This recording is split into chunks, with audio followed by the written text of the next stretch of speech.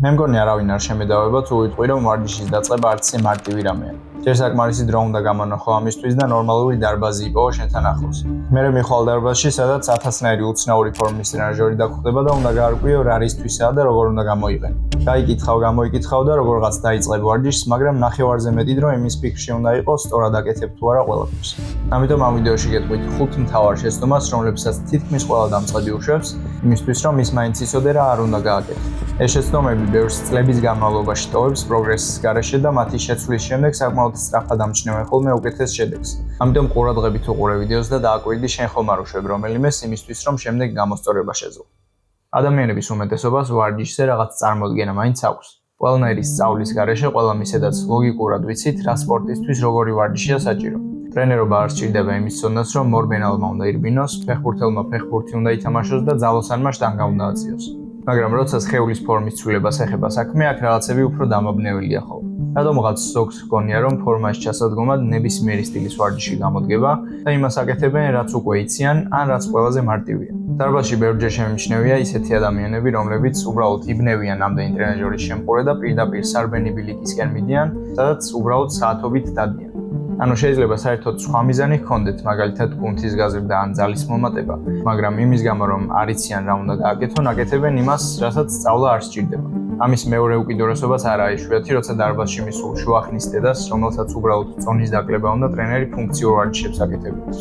ეს რა თქმა უნდა უფრო ტრენერის ბრალია, მაგრამ მაგალითისთვის მაინც უნდა მეთქვა, იმიტომ რომ პირველი შეცდომა არის მიზნისთვის შეუსაბამო ვარჯიშების კეთება. დარბაზში მისული ადამიანების ძალიან დიდი ნაწილის მთავარი მიზანი სხეულის ფორმების გაუმჯობესება. ამის მიღწევისთვის კი მთავარი საშუალება წინააღმდეგობაზე ვარჯიშია. მნიშვნელობა არ აქვს ეს წინააღმდეგობა თავისუფალი წონები იქნება, ტრენაჟორები თუ შენი საკუთარი სხეულის წონა. მთავარი ისაა რომ ვარჯიშის დროს რაღაც წინააღმდეგობის გადალახვა გიწევდეს. ანუ დარბაზში რომ წახვალ უკვე იცი რომ მთავარი რაც იქ უნდა გააკეთო არის რაღაც ტიპის წინააღმდეგობაზე ვარჯიში და არა სარბენ-ბილიკზე სიარული და გაწელვები. მაგრამ მხოლოდ წინააღმდეგობაზე ვარჯიშიც არაა საკმარისად სპეციფიკური. აი მაგალითად რა განსხვავებაა ძალოსნობის ვარჯიშებსა და ბოდიბილდინგის ვარჯიშებს შორის. ორივე ხომ წონებითაა და ორივე წინააღმდეგობას გიწევს. განსხვავება ისაა რომ ძალოსანი სპორტსმენის მთავარი მიზანი მეტი წონის აწევაა, ხოლო ბოდიბილდერის მიზანი კუნთის დატვირთვაა იმისთვის რომ გაიზარდოს. ძალოსანს ერთადერთი რამ რაც აინტერესებს შტანგაზე გაკეთებული წონის რაოდენობაა. ხოლო ბოდიბილდერს წონის რაოდენობა თითქმის ფეხებზე კიდია, სანამ ის კუნთი, რომელსაც ავარჯიშებს, საკმარისად იტვირთება.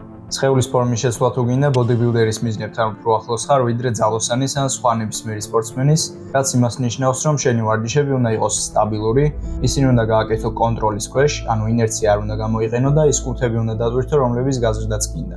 არანაირი ძალოსნობა, ყუთზე ხტომა ან ბურთზე ბალანსი არ დაგჭირდება. ფუნქციური ვარჯიში ჯერ ისედაც საკითხავია რამდენად მართებული ცნებაა, მაგრამ გინდაც იყოს მართებული, უკეთესი ტანის მისაღებად ბალანსის, გამძლეობის ან მოქნილობის განვითარება არ დაგჭირდება. უბრალოდ აირჩიე რამდენიმე სტაბილური საბაზისო ვარჯიში და ეცადე რომ კარგი ტექნიკა გამოიყენო.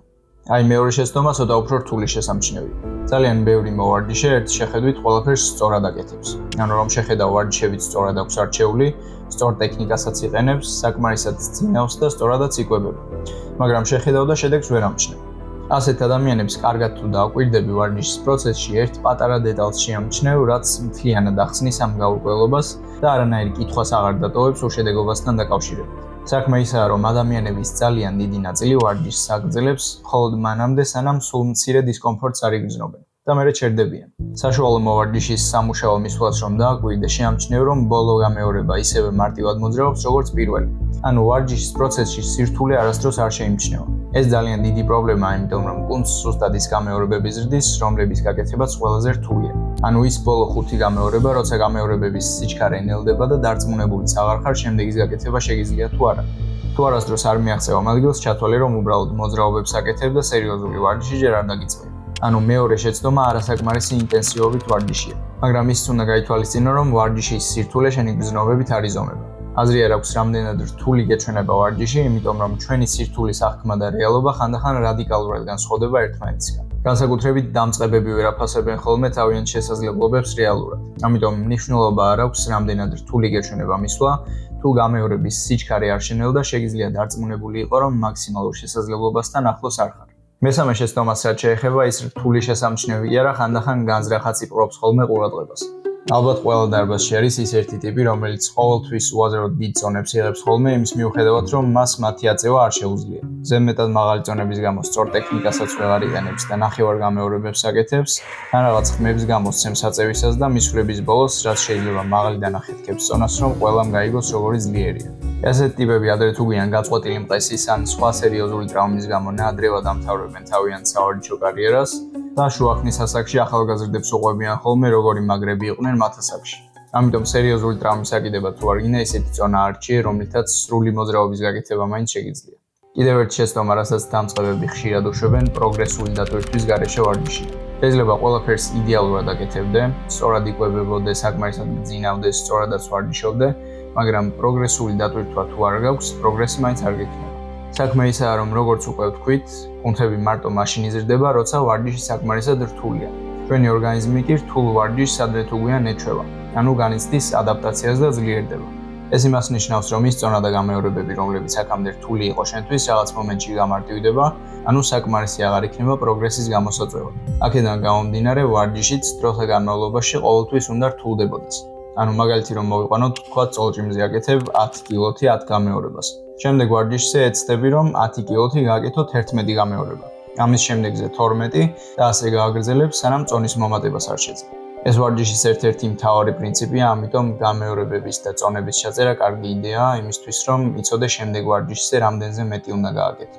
და ბოლოს ერთ-ერთი მთავარი შეცდომა, რომელზეც უკვე ძალიან დიდი ხანი არ მიფიქრია, არის ყველანაირი სტრუქტურიზებული გეგმის გარეშე ვარჯიში.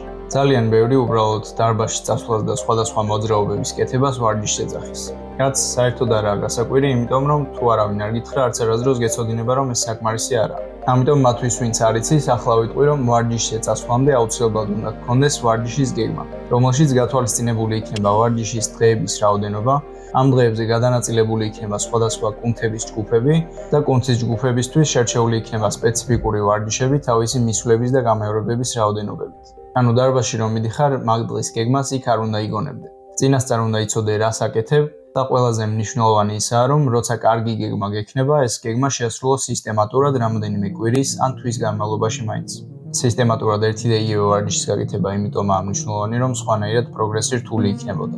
წარმოიდგინე ყოველ მკერდის დღეზე ახალ ვარჯიშს რომ აკეთებდე, პირველ რიგში რამდენად შემაწუხებელი იქნებოდა ეს და მეორე რამდენი დრო დაგჭირდებოდა ყველას სათითაოდ სასწავლად. დასაწყისისთვის ჯობია რომ სულ 3 ან 4 საბაზისო მოძრაობა აერჩიო და ეს მოძრაობები აკეთო კვირაში 2-ჯერ ან 3-ჯერ.